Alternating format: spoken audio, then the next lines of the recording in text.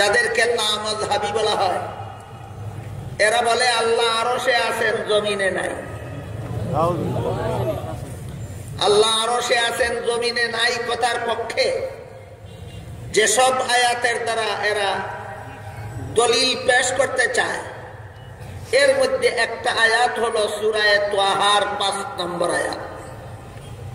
এখানে আল্লাহ বলেন আর রহমানু আলাল আরশি ইস্তাওয়া, দয়াল আল্লাহ আরশে অধিষ্ঠিত আছেন।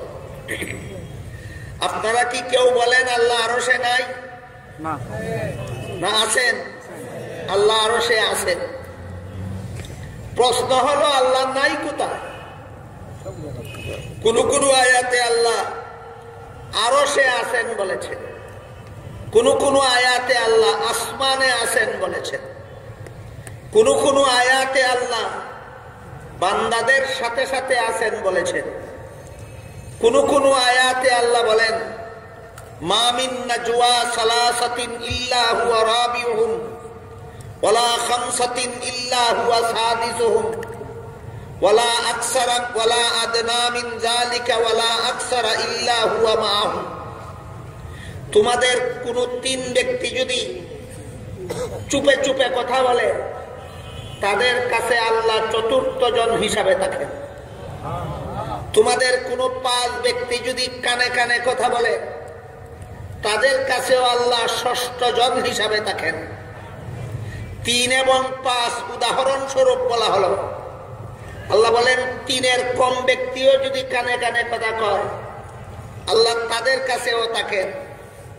5 ব্যক্তির বেশি জনে যদি সলা পরামর্শ করে, আল্লাহ তাদের কাছেও থাকেন। সুতরাং আল্লাহ আরশে আছেন, এই কথা দুনিয়ার কোন মুসলমান অস্বীকার করে না। আল্লাহ আসমানে আছেন, এই কথা দুনিয়ার কোন মুসলমান অস্বীকার করে না। কিন্তু লামাযহাবীরা আল্লাহ যে আসমানের নিচেও আছেন এই কথা মানে না। বুঝতে পারলেন? আপনাদের আকীদা বিশ্বাস, কোরআনের বর্ণিত আকীদা বিশ্বাসে আর লামাযহাবীদের আকীদা বিশ্বাসের ব্যবধানটা কোথায়? আল্লাহ পাক রব্বুল আলামিন পবিত্র কোরআনের এক আয়াতে বলেন ওয়া ইযা সাআলাকা ইবাদি আন্নী ফাইন্নী করিব উজিবু দাওয়াতাদ দাঈ ইযা দাআন ফালইস্তাজিবু লি ওয়াল ইউমিনু বি লাআল্লাহুম ইয়ারশুদুন। অর্থাৎ হে রাসূল করিম সাল্লাল্লাহু আলাইহি ওয়াসাল্লাম, আমার বান্দারা যখন আপনাকে জিজ্ঞাসা করে আমি আল্লাহ আছি কোথায়, একবার একদল সাহাবায়ে কেরামের পক্ষ থেকে রাসূল করিম সাল্লাল্লাহু আলাইহি ওয়াসাল্লামকে প্রশ্ন করা হয়েছিল, আল্লাহ আছেন কোথায়? আল্লাহ যদি আমাদের দ্বারে কাছে থাকেন, তাহলে তো আস্তে মুনাজাত করলেও আল্লাহ শুনবেন। আর আল্লাহ যদি আমাদের কাছ থেকে অনেক দূরে থাকেন, তাহলে তো এমন চিৎকার দিয়া দোয়া করতে হবে যেন আল্লাহ শুনতে পারেন। কাজেই মুনাজাত আস্তে করব না জোরে করব, সেটা নির্ভর করে এই কথা জানার উপর যে আল্লাহ আছেন কোথায়, আমাদের কাছে আছেন না দূরে আছেন।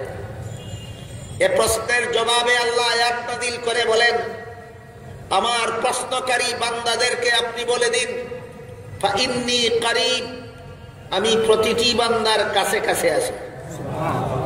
উজিবু দাওয়াতাদ দাঈ ইযা দাআন, আমার যে কোনো বান্দা যে কোনো সময় আমাকে ডাকে, সাথে সাথে জবাব দিই। এক হাদিসে উল্লেখ আছে, হযরত রাসূল করিম সাল্লাল্লাহু আলাইহি ওয়াসাল্লাম বলেন, আল্লাহর কোন বান্দা যে কোনো সমস্যায় পড়ে, যে কোনো বিপদে আক্রান্ত হয়, যে কোনো রোগাক্রান্ত হয়, আল্লাহকে ডাকে, ইয়া রাব্বি বলে আল্লাহকে ডাকে, হে আমার পরওয়ারদিগার। সাথে সাথে আল্লাহ বলেন, হে আমার বান্দা আমি তো তোমার কাছেই আছি, কেন ডাকো, কি বলতে চাও? তখন বান্দা তার অভাব অভিযোগের কথা বলে। বলার পর আল্লাহ বান্দাকে বলেন, তোমার খুরাক হারাম রুজির দ্বারা খাদ্য গ্রহণ করেছ।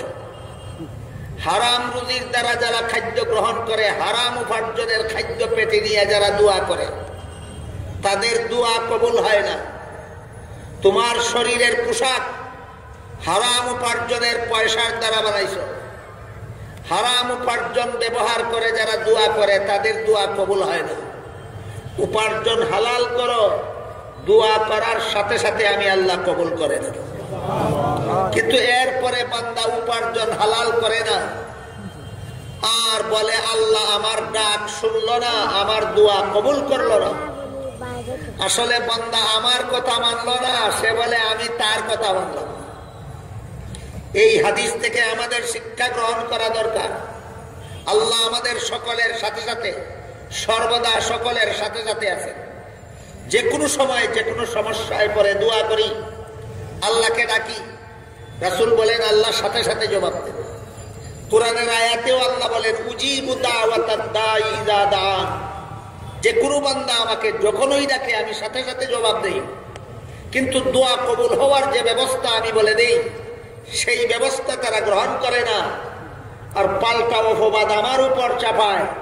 আমি অকারণেই তাদের দোয়া কবুল করলাম না, এটা আমি আল্লাহর প্রতি তাদের চাপানো অপবাদ। আমি অকারণে কোনো বান্দার দোয়া অগ্রাহ্য করি না। দোয়া কবুল হওয়ার মতো করে করলে আমি সাথে সাথে তাদের দোয়া কবুল করি। এই আয়াতে আল্লাহ কি বললেন? আল্লাহ কোথায় আছেন? শুধু আরশে না আমাদের সাথে সাথে? আল্লাহ কোথায় আছেন? শুধু আসমানে না আমাদের সাথে সাথে? এমনকি আরো পরিষ্কার ভাবে আল্লাহর এই আয়াতে বলেন ওয়া হুয়া মাআকুম আইনামা কুনতুম, তোমাদের যে যখন যেখানেই থাকো আমি তার সাথে তখন সেখানেই থাকি। বলুন, আমরা যে যখন যেখানেই থাকি আমাদের সাথে আল্লাহ তখন সেখানেই থাকেন, কথাটাও আল্লাহ কোরআনে পরিষ্কার ভাষায় বলেছেন কিনা? এমত অবস্থায় যদি কেউ বলে আল্লাহ শুধু আসমানের উপরে থাকেন, নিচে থাকেন না, এই মতবাদটা কোরআনে আল্লাহ যা শিক্ষা দিলেন সেই মতবাদ না কোরআন বিরোধী মতবাদ? সরাসরি এই কোরআন বিরোধী মতবাদ পোষণ করে বর্তমান সমাজের চরমপন্থী লামাযহাবীরা। এরা বলে আল্লাহ আসমানের নিচে কোথাও থাকেন না। আমরা কি বলি? আরশে থাকেন না। আমরা কি বলি? আল্লাহ আরশে থাকেন না। আমরা কি বলি? আল্লাহ আসমানে থাকেন না। আমরা বলি আল্লাহ সর্বত্রই থাকেন, আর তারা বলে শুধু আসমানের উপরে থাকেন, নিচে থাকেন না। কোরআনের এক অংশ মানলো আর এক অংশ মানলো। আরো পরিষ্কার এক আয়াতে আল্লাহ পরিষ্কার ভাষায় বলে দিয়েছেন ওয়ামা কুন্না গায়িবিন, আমি কোথাও অনুপস্থিত নই। এখন কেমন হইল? আমি কোথাও অনুপস্থিত নই। তাহলে উপস্থিত কোথায়? যিনি কোথাও অনুপস্থিত নন তিনি উপস্থিত কোথায়? সর্বত্র উপস্থিত। পরিষ্কার ভাষায় আল্লাহ বলে দিলেন আমি সর্বত্র উপস্থিত। হাদিস শরীফে রাসূল করিম সাল্লাল্লাহু আলাইহি ওয়াসাল্লাম বলেন ইন্নাকুম লা তাদউনা আসাম্মা ওয়ালা গায়িবা, তোমরা যারা দোয়া করো আল্লাহর কাছে, তোমাদের আল্লাহ বদির নন এবং আল্লাহ অনুপস্থিত নন। যে যখন যেখান থেকে যেভাবেই দোয়া করে আল্লাহ শুনেন এবং আল্লাহ উপস্থিত থাকেন। আমার এতক্ষণের কথা বুঝে থাকলে আপনারা একটু দয়া করে বলুন আল্লাহ কোথায় থাকেন? সর্বত্র। এই কথাটাকেই এতগুলি আয়াতের সারমর্ম, এতগুলি হাদিসের সারমর্মকেই আমাদের পরিভাষায় বলে থাকি আল্লাহ হাজির নাজির, আল্লাহ সর্বত্র বিরাজমান। হাজির নাজির সবচেয়ে আমি তার অন্তঃকরণে কি চিন্তা হয়, কি কল্পনা হয় তাও জানি আমি। আর আমি আমার বান্দার যেই সাহারাগের উপরে মাথাটা খাড়া আছে এই রোগের চাইতেও আমি বান্দার বেশি নিকটে। আল্লাহ পাক গোপন রাখেন নাই, বলে দিচ্ছেন আমি কিন্তু এখানে আছি। সুবহানাল্লাহ। আচ্ছা বলেন তো আল্লাহ কোথায় আছেন? এটি একটি মুশকিলের প্রশ্ন। সাধারণত লোকেরা বলে আল্লাহ সব জায়গায় আছে, এই কথা, এই জবাব সঠিক নয়। আকীদা সাফ হতে হবে। আল্লাহ সব জায়গায় আছে এই কথা সঠিক নয়। যদি আল্লাহ সব জায়গায় থাকেন তাহলে দুনিয়ার সব জায়গা ভালো না, কিছু কিছু খারাপ আছে, তাহলে খারাপ জায়গায়ও থাকতে হয়। নাউযু বিল্লাহ বলেন। আল্লাহ কোথায় আছে এই প্রশ্ন আল্লাহরই করি। সওয়ালে মুকদ্দারের জবাব, পৃথিবীর মানুষ আল্লাহকে প্রশ্ন করবে তুমি কোথায় আছো। রব্বুল আলামিন প্রশ্ন করার আগে জবাব দিয়ে দিয়েছেন, আর রাহমানু আলাল আরশি ইস্তাওয়া। আল্লাহ পাক আরশে আজিমে আছেন। কোথায় আছেন বলে? এক আঙ্গুল আকাশের দিকে উঁচু করে বলেন আল্লাহ কোথায় আছেন? আরশে আজিমে আছেন। সুবহানাল্লাহ। তবে আরশে আজিমে আছেন যে অবস্থা এমন নয় যে তিনি সাংঘাতিক রকমের কুয়াশার কারণে বাংলাদেশে কি হইতেছে তা দেখতে পান না। সে আল্লাহ রাব্বুল আলামিন সব কথা পরিষ্কার করে বলেছেন, আমি তোমার ঘাড়ের কাছে। তার মানে আল্লাহর ইলম, তার নজর, তার সামা এবং তার বাসার, তার দেখা, তার শোনা, তার ইলম সবটা আমাকে ঘিরে আছে, আমি তার বাইরে নাই। এই সমস্ত প্রশ্নগুলো নিয়ে আলোচনা বড় দীর্ঘায়িত হয়ে যাবে। যেহেতু ভাই প্রশ্ন করেছেন সেজন্য আমরা বলতেছি যে আল্লাহ কোথায়? আল্লাহ আসমানে না আল্লাহ মুমিনের অন্তরে না আল্লাহ সর্বত্র বিরাজমান? সম্মানিত দর্শকবৃন্দ, আল্লাহ পাক রব্বুল আলামিন কোথায় আমরা যদি কোরআন শরীফের মধ্যে আমরা এ নিয়ে আমরা গবেষণা করি তাহলে আল্লাহ পাক রব্বুল আলামিন তার উত্তর আল্লাহ পাক রব্বুল আলামিন নিজে দিয়েছেন। এক জায়গায় আল্লাহ পাক রব্বুল আলামিন বলতেছেন, ওয়া ইযা সাআলাকা ইবাদি আন্নী ফাইন্নী করিব উজিবু দাওয়াতাদ দাঈ ইযা দাআন। যে যখন আল্লাহ পাক রব্বুল আলামিনের সম্পর্কে রাসূলের কাছে মানুষ জিজ্ঞেস করে যে আল্লাহ কই, আল্লাহ কোথায়, ওয়া ইযা সাআলাকা ইবাদি আন্নী ফাইন্নী করিব, আপনি বলে দেন যে আমি আল্লাহ পাক রব্বুল আলামিন মানুষের অনেক কাছে। অন্য আয়াতে আল্লাহ পাক রব্বুল আলামিন বলতেছেন, ওয়া হুয়া মাআকুম আইনামা কুনতুম, আল্লাহ পাক রব্বুল আলামিন তোমাদের সাথেই রয়েছেন, যেখানে তোমরা যাইবে সেখানে আল্লাহ পাক রব্বুল আলামিন রয়েছেন। অন্য জায়গায় আল্লাহ পাক রব্বুল আলামিন বলেছেন, নাহনু আকরাবু ইলাইহি মিন হাবলিল ওয়ারিদ, যে গলার যে হাবলুল ওয়ারিদ যেটাকে বলা হয়, শাহরগ যেটাকে বলা হয়, আল্লাহ পাক রব্বুল আলামিন বলতেছেন আমি রব্বুল আলামিন এই শাহরগের চাইতেও তোমাদের আরো অনেক কাছাকাছি। অন্য আয়াতে আল্লাহ পাক রব্বুল আলামিন বলেন যে আর রহমানু আলাল আরশি ইস্তাওয়া, আল্লাহ পাক রব্বুল আলামিন আরশের উপরে। অন্য জায়গায় আল্লাহ পাক রব্বুল আলামিন বলেন যে আল্লাহ পাক রব্বুল আলামিন জমিন সৃষ্টি করার পরে আল্লাহ পাক রব্বুল আলামিন আসমানের দিকে আল্লাহ পাক রব্বুল আলামিন আর রহমানু আলাল আরশি ইস্তাওয়া, বা আল্লাহ পাক রব্বুল আলামিন আসমানের দিকে আল্লাহ পাক রব্বুল আলামিন প্রত্যাবর্তন করছেন, ইত্যাদি ইত্যাদি। এই সমস্ত বিভিন্ন আয়াত আর বিভিন্ন হাদিসকে সামনে রেখে উলামায়ে কেরামরা বলেন যে আল্লাহ পাক রব্বুল আলামিন যে বলতেছেন আর রহমানু আলাল আরশি ইস্তাওয়া, এর ব্যাখ্যা হলো যে আল্লাহ পাক রব্বুল আলামিন বিজাতিহি, আল্লাহ পাক রব্বুল আলামিন তার সত্তার সাথে আল্লাহ পাক রব্বুল আলামিন আর রহমানু আলাল আরশি ইস্তাওয়া। কিন্তু এই ইস্তাওয়া আলাল আরশ যে আল্লাহ পাক রব্বুল আলামিন আরশের উপরে আসীন আছে, এর কোনো ব্যাখ্যা দেওয়া যাবে না। গত সপ্তাহে আমরা আলোচনা করেছিলাম, ইমাম মালিক রাহমাতুল্লাহি আলাইহি বলতেছেন যে আল ইস্তিওয়া মালুম, যে ইস্তিওয়া তা কোরআনের মধ্যে আসছে, হাদিসের মধ্যে আসছে। ওয়াল কাইফু মাজহুল, এটার ব্যাখ্যা কি, কিভাবে আল্লাহ পাক রব্বুল আলামিন আরশের উপরে, সেটা ব্যাখ্যা দেওয়া যাবে না। ওয়াল ঈমানু বিহা ওয়াজিব, এটার উপরে ঈমান রাখতে হবে, কেননা কোরআন শরীফের মধ্যে আসছে, হাদিস শরীফের মধ্যে আসছে। আর ওয়াসওয়ালু আনহা বিদআ, আর এরকম সওয়াল করা যে আল্লাহ পাক রব্বুল আলামিন আরশের উপরে কিভাবে আসেন, এরকম সওয়াল করা বিদআত। ইমাম মালিক রাহমাতুল্লাহি আলাইহি বলতেছেন সেজন্য উম্মতের রায় হলো যে আল্লাহ পাক রব্বুল আলামিন যেখানে বলতেছেন আল্লাহ পাক রব্বুল আলামিন আরশের উপরে, সেটাকে মেনে নেওয়া। এটার কৈফিয়ত কি, কিভাবে আল্লাহ পাক রব্বুল আলামিন আছেন, সেটার কোনো ব্যাখ্যা দেওয়া যাবে না।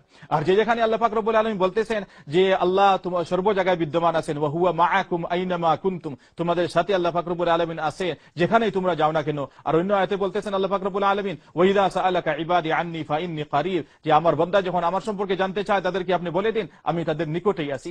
এই আয়াতগুলোর অর্থ আর ব্যাখ্যা উলামায়ে কেরাম বলেন যে আমরা আল্লাহ পাক রব্বুল আলামিন বলতেছেন, আর যার ব্যাখ্যা আমরা সচরাচর আমরা করে থাকি, মানুষরা এরকমই বলে যে আল্লাহ সর্ব জায়গায় বিদ্যমান। এই যে মানুষ বলে আল্লাহ সর্ব জায়গায় বিদ্যমান, এর অর্থ হলো বিইলমিহি ওয়া বিকুদরতিহি, আল্লাহ পাক রব্বুল আলামিন তার ইলম দ্বারা আর আল্লাহ পাক রব্বুল আলামিন তার কুদরত দ্বারা আল্লাহ পাক রব্বুল আলামিন সর্বত্র বিদ্যমান। আর আল্লাহ পাক রব্বুল আলামিন নাউযুবিল্লাহ আল্লাহ পাক রব্বুল আলামিন সর্বত্র বিদ্যমানের ব্যাখ্যা এটা না যে আল্লাহ পাক রব্বুল আলামিন প্রত্যেকটি মখলুকের ভিতরে আল্লাহ পাক রব্বুল আলামিন ঢুকে গেছেন।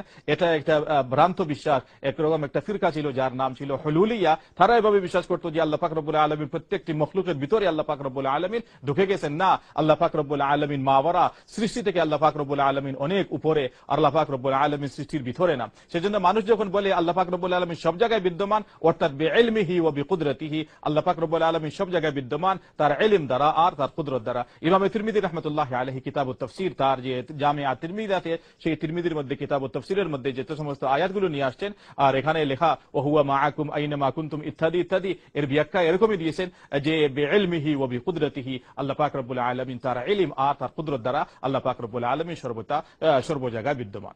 সাথে সাথে আরো প্রশ্ন করেছিলেন যে মুমিনের অন্তরে কি আল্লাহ পাক রব্বুল আলামিন? মুমিনের অন্তরে আল্লাহ পাক রব্বুল আলামিন যখন বলা হয়, এর অর্থ হলো যে সর্বদা একজন মুমিনের অন্তরের মধ্যে আল্লাহ পাক রব্বুল আলামিনের জিকির থাকবে। একজন মুমিনের অন্তর আল্লাহ পাক রব্বুল আলামিনের জিকির থেকে কোনো সময় খালি হবে না। একজন মুমিন কোনো সময় আল্লাহ পাক রব্বুল আলামিনের জিকির থেকে কোনো সময় একজন মুমিন গাফিল হবে না। সেই অর্থে বলা হয় আল্লাহ পাক রব্বুল আলামিন মুমিনের অন্তরের মধ্যে থাকেন, অর্থাৎ আল্লাহ পাক রব্বুল আলামিনের জিকির, আল্লাহ পাক রব্বুল আলামিনের ধ্যান সর্বদা একজন মুমিনের অন্তরের মধ্যে থাকে। জাযাকুমুল্লাহ খায়র। নির্দিষ্ট একটি স্থানে বিদ্যমান, আল্লাহ তাআলা সর্বস্থানে বিদ্যমান, এটা কোরআন হাদিসে কোথাও নেই। আমাদের ইমাম আবু হানিফা, ইমাম আবু ইউসুফ, তারা এই কথাকেও বললে তাকে দুর্রা মারতেন, শাস্তি দিতেন। কারণ এই কথা হলো সর্বজীবে ঈশ্বর, হরির উপরে হরি, হরি বসে রয়, হরিকে দেখিয়া হরি। এই কথা যে ওই সাপও হরি, ব্যাঙও হরি, পদ্মপাতা হরি, পানিও হরি, এই কথারই একটা প্রকাশ হলো সর্বত্র বিরাজমান। তার মানে মাছির মাথার ভিতরে, বাথরুম নিচে, সমুদ্রের নিচে, মাছের ভিতরে না। আল্লাহ তাআলা কোরআনে বারবার রিপিটেডলি বলেছেন আল্লাহ আরশের ঊর্ধ্বে আছেন। আল্লাহর সৃষ্টির শেষ হলো আরশ, আল্লাহ তারও ঊর্ধ্বে আছেন, বান্দার কাছে আছেন। এই নৈকট্য আল্লাহ জানেন, তবে তিনি বান্দার কাছে, তিনি আরশের ঊর্ধ্বে। জি, প্রশ্ন করছেন আল্লাহ ওনার আরশের উপর বিদ্যমান থাকেন, এর আলোকে নিচের হাদিসটার সত্যতা বা আসলিয়ত কি? যখন কোথাও জুলুম হয় তখন মজলুম আল্লাহর মধ্যে কোনো পার্থক্য থাকে না। দেখেন দোয়ার কথা বলা হয়েছে, আপনি অনুবাদটা এই নিয়ে আসছেন, এই জন্য এটার আরবি জানতে হবে। বলছে তার দোয়া এবং মজলুমের দোয়া আল্লাহর মধ্যে পার্থক্য না, দোয়াটা সরাসরি কবুল হয়ে যায়, এটা বলছে কোনো পার্থক্য থাকেন, দোয়া কবুল হয়ে যাওয়ার উদ্দেশ্য। এটা বলে নাই যে মজলুমের গায়ের সাথে লেগে আছে, এটা বলে নাই। এই জন্য আরবি না বুঝার কারণে আপনার ভুলটা হয়েছে। হাদিসটা মূল শব্দটা বুঝলে আপনার এই সমস্যাটা হইতো না। আপনি অবশ্যই বুঝবেন যে আল্লাহ তাআলা অবশ্যই আরশের উপর আছেন। এটার উপরে হাজার দলিল আছে, হাজার, 1000। ইমাম যাহাবী রাহমাতুল্লাহ আল উলুল আলিল গাফফার একটা গ্রন্থ লিখেছেন, এবং ইনি ছাড়াও অনেকে লিখেছেন, হাজার দলিল আনছেন যে আল্লাহ তাআলা আরশের উপর। আপনি এটা ফিতরি বিষয়, এটা প্রকৃতিগত বিষয়, এটা অস্বীকার করার কোনো জো নাই। আপনি বলেন না সুবহান রাব্বিয়াল আলা, বলেন কিনা নামাজের ভিতরে? বলেন না সুবহানাল্লাহ আসফাল, বলেন নাকি আলা বলেন? তো উপরে যিনি আছেন তিনি সর্বোচ্চ। আল্লাহ তাআলা উলুল কাদার, সম্মানের দিক থেকে তিনি সবার উপরে, স্থানের দিক থেকেও তিনি সবার উপরে, এবং উলুযাত সত্তাহিক দিক থেকে তিনি সবার উপরে, সম্মানের সব দিক থেকে। তিনটি জিনিসকে স্বীকৃতি দিতে হবে আমাদের। কোনো একটাকে অস্বীকার করলে, উলুযাতকে অস্বীকার করা, সে কাফের হয়ে যাবে, মুশরিক হয়ে যাবে, কোনো সন্দেহ নেই। আমাদেরকে অবশ্যই আল্লাহ তাআলা আরশের উপর স্বীকার করতে হবে। আল্লাহ তাআলা কোরআনে কারীমে যখন সুম্মা ইস্তাওয়া আল আরশ বলে দিয়েছেন, উলু আলিল আযীম সুবহান রাব্বিয়াল সুবহান ইসমা রাব্বিকাল আলা, বহু দলিল আছে যেগুলো আমি এখন উচ্চারণ করতে পারতেছি না। আপনি দেখেন বহু হাদিস আছে, বহু দলিল আছে। ফেরেশতারা নাজিল হয় কেন? আপনার আমল উঠে কেন? আপনি বুঝেন না কেন সহজ জিনিসটা? যে আপনি এখানে আবার পেস পাল্টে বলতে পারেন যে আল্লাহ তো আমার সাথে আছেন, কোরআন বলছেন। আরে সাথে আসার কথা সেই আয়াতে আল্লাহ তাআলা বলে দিয়েছেন শেষে। কোরআনে কারীমের ইবনে তাইমিয়া রাহমাতুল্লাহ একটা কথা বলতেন, বেদাতীরা কোন দলিল আনলে সেই দলিলের ভিতরে সেই দলিল খণ্ডানো জিনিস আছে সেই আয়াতের ভিতরে। আর দেখেন না, যে আয়াতের দলিল আনে ওয়া মাকুম আইনামা কুনতুম, এরপরে কি বলছে? ওয়া হুয়াস সামিউল বাসীর, তিনি শুনেন এবং দেখেন বলে দিয়েছে, অর্থাৎ এই হিসেবে তিনি আপনার সাথে শুনেন এবং দেখেন। আপনার বেশি দূর যাওয়া লাগবে না, আয়াতের ভিতরে আপনার দলিল আছে। এটা কি দলিল দিয়ে মানুষকে বিভ্রান্ত করার কোনো সুযোগ নেই। ইমাম আবু হানিফা রাহমাতুল্লাহ আলাইহি জিজ্ঞেস করা হয়েছিল যে এই দুইজন লোক সম্পর্কে আপনি ফতোয়া দেন। প্রথম জন হলো, একজন বলছে এটা শারহুল আকিদা তাহাউইয়া ইবনে আবিল ইজ্জ আল হানাফি, এর মধ্যে পাওয়া যাবে। আমার কাছে যেটা কুয়েতে জামিয়াতুল ইহয়াত তুরাসের ছাপা 288 পৃষ্ঠা, এখানে আবু মুতি বালখি রাহিমাহুল্লাহ ইমাম আজম আবু হানিফা রাহমাতুল্লাহকে জিজ্ঞেস করছেন যে মান ক্বালা লা আদরি আরাব্বি ফিস সামাই আম ফাল আরদ, হে ইমাম আবু হানিফা ওই ব্যক্তি সম্পর্কে আপনি ফতোয়া দিন যে ব্যক্তি বলছে আমার রব আছে জানি, কিন্তু আসমানে না জমিনে এটা আমি বলতে পারতেছি না। তো এর ব্যাপারে আপনার ফতোয়া কি? বলছে হুয়া কাফিরুম বিল্লাহ, এই আল্লাহর প্রতি ঈমানদার নয়, কাফের। কি বললেন? এই ব্যক্তি কাফের, লিআন্নাহু আনকারা আন ইয়াকুনা আলাল আরশি, এই জন্য কাফের যে আল্লাহ কোরআন মাজিদে ফিক্সড করে বলে দিয়েছেন আল্লাহ আরশের উপরে। সে সন্দেহ করে এইটাকে অস্বীকার করেছে। এবার আবার প্রশ্ন করা হলো, মান কালা রব্বি ফিল আরশি ওয়ালা আদরি আল আরশু ফিস সামাই আম ফিল আরদ। আচ্ছা, আমি বিশ্বাস করলাম এবার রব আরশের উপরেই, কিন্তু আরশটা আসমানের না জমিনে এটা বলতে পারতেছি না। তাহলে কি হবে ফতোয়াটা? ইমাম আবু হানিফা রাহমাতুল্লাহ বলছেন হুয়া কাফিরুম বিল্লাহ, এই ব্যক্তিও কাফের, নিঃসন্দেহে এই ব্যক্তিও কাফের। কারণ এই ব্যক্তি এই ঈমান আনার মাধ্যমে, এই বিশ্বাসের মাধ্যমে সূরা মুলকের মধ্যে যে আল্লাহ বলেছেন আমিনতুম মান ফিস সামাই আন ইয়াখসিফা বিকুমুল আরদ, এই আয়াতকে অস্বীকার করেছে। আল্লাহ বলছেন কি, তোমরা কি নিরাপদ সেই সত্তা হতে যিনি আসমানে রয়েছেন? এই আয়াতকে ব্যক্তি অস্বীকার করলো। আরশের উপরে যদি আল্লাহ থাকে তাহলে আসমানের উপরে আরশ, শেষ ক্লিয়ার কথা। বন্ধুগণ, আমরা যাই যেগুলো অস্পষ্ট আয়াত, ওগুলোতে অস্পষ্ট আয়াত কোথায়? অস্পষ্ট আয়াত হুয়া মাআকুম আইনামা কুনতুম, আল্লাহ তোমাদের সাথেই থাকেন যেখানেই থাকো না কেন, সূরা হাদীদের 4 নম্বর আয়াত। কিন্তু আল্লাহ তাবারক ওয়া তাআলা কোরআন মাজিদে তার সাথে থাকার ব্যাখ্যা করে দিয়েছেন, লা তাখাফা ফাইন্নানি মাআকুমা আসমাউ ওয়া আরা। মুসা এবং হারুনকে ফেরাউনের কাছে দাওয়াতের জন্য পাঠাচ্ছেন না? মুসা বলছে আল্লাহ, ফেরাউন আমাকে খুঁজতেছে আর তুমি আমাকে ওখানে পাঠাইতেছো। বলছে যাও, কোনো ভয় নাই, ফাইন্নানি মাআকুমা, নিশ্চয়ই আমি তোমাদের দুজনের সাথে থাকবো, আসমাউ ওয়া আরা, শুনবো এবং দেখবো। দেখছেন সাথে থাকার ব্যাখ্যা আল্লাহ কি বলছেন, নিজেই ব্যাখ্যা করে দিলেন। হুজুরের ব্যাখ্যা দরকার আছে? কোরআন মাজিদে আল্লাহ সূরা ফুরকানের 33 নম্বর আয়াতে বলছে আমি তাফসীর করব। ওয়ালা ইয়াতুনাকা বিমাসালিন ইল্লা জিনাকা বিল হাক্কি ওয়া আহসানা তাফসীরা। আল্লাহ বলছেন এই কাফেররা যে কোনো প্রস্তাব, যে কোনো সংকট তোমার কাছে সৃষ্টি করুক না কেন, যে কোনো ধরনের জটিলতা সৃষ্টি করুক না কেন, আমি এর সঠিক সমাধান তোমাকে জানিয়ে দেব। ওয়া আহসানা তাফসীরা, এবং উৎকৃষ্ট তাফসীর তোমাকে জানাবো। দেখছেন উৎকৃষ্ট তাফসীর হলো না? সূরা তাহার মধ্যে আল্লাহ ব্যাখ্যা করে দিলেন আসমা ওয়া আরা, আমি তোমাদের সাথে থাকবো, শুনবো এবং দেখবো। মুসা হারুনকে সাথে নিলেন নবী হিসেবে দোয়া করে সহযোগিতার জন্য। কিন্তু ফেরাউন যখন সাপগুলো জাদুর সাপ ছেড়ে দিল, মুসাও কিংকর্তব্য বিমূঢ়, হারুনও ওর সাথে আতঙ্কিত, এই এত সাপ কিভাবে সামাল দেবো, high high high high high high করতেছে, অথচ বলতে পারে না যে মুসা ভাই তোমার কাছে লাঠিটা ছেড়ে দাও না কেন, লাঠিটাই তো সব সমাধান করে ফেলবে। কিন্তু এই কথাটা আতঙ্কের ঠেলায় মুসাও হারিয়ে গেছে এই চিন্তা, ফের হারুনও আর এটা বলতে পারছে না, হারুনও বলতে পারছেন। আসমান থেকে আল্লাহ বললেন ইয়া মুসা আলকে আসাকা, মুসা কি দেখছো তুমি, লাঠিটা ছেড়ে দাও না, তোমাকে লাঠি দিয়েছি একটা, লাঠিটা কোথায়, লাঠিটা ছেড়ে দাও। দেখছেন আল্লাহ যে সাথে থাকেন, আসমান থেকেই সাথে থাকেন, আসমান থেকেই সাথে থাকেন।